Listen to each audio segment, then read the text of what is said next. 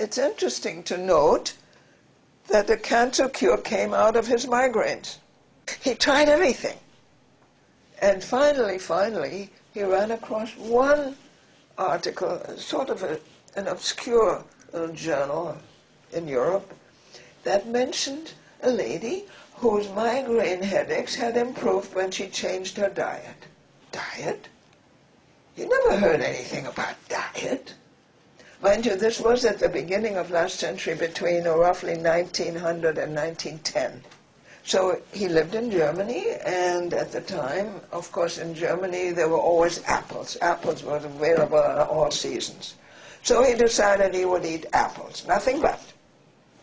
And he did, and he was well. Apples, he was fine. So now he had a basis.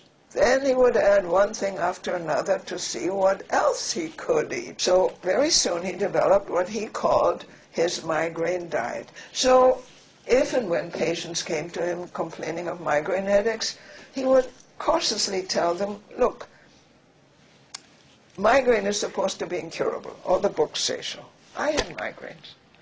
And I have developed for myself a diet. Why don't you try it? He didn't promise them anything. He just said, try what I'm doing.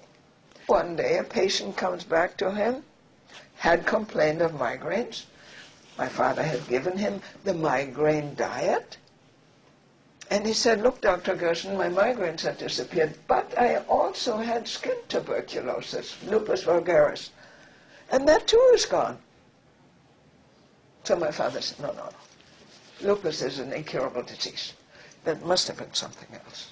No, he pulled the paper out of his pocket and he showed tests of his lesions showed clearly they were caused by tuberculobacilli. Now, this was a new idea. It had never occurred to him that you could cure two diseases with one treatment.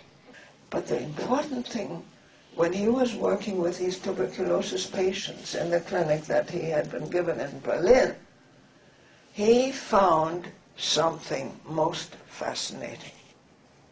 He found that when he was given these people the migraine diet, the food, the diet he had developed to control his own migraines, not only did it help it clear their tuberculosis, but many of them had other problems.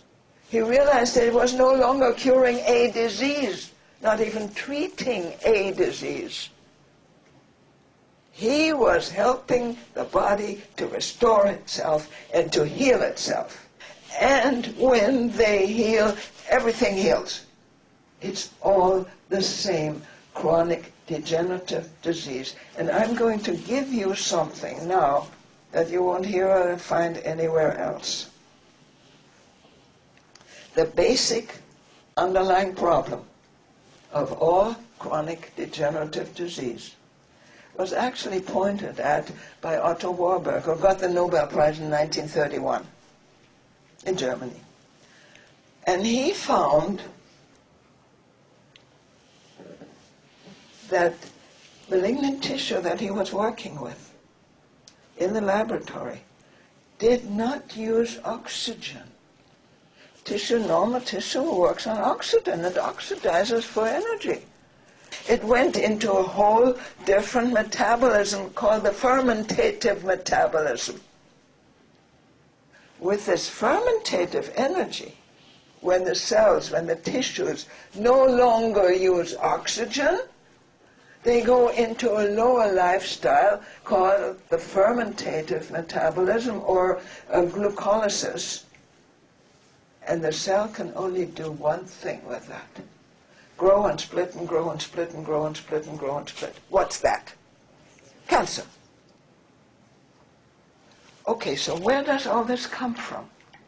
All right, so the basics of all chronic degenerative disease people create by themselves by eating animal proteins, reducing their pH, their blood pH, below 7.35.